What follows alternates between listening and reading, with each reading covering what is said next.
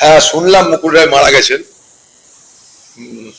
পশ্চিমবঙ্গের রাজনীতিতে একটা অত্যন্ত পরিচিত এবং অত্যন্ত বড় মাপের নেতা হিসাবে যিনি পরিচিত ছিলেন, কংগ্রেস দলেরও কখনো বড় পদে ছিলেন।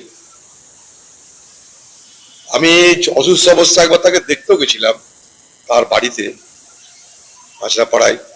সেখানে তাকে দেখে মনে হয়েছিল আমার যে তিনি সুস্থভাবে কথা বলার যে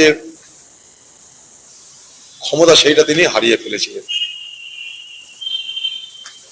তো যাই হোক, সবাইকে আমাদের আজ না হয় কাল যেতেই হবে, হয় শ্মশান না হয় কবরস্থান।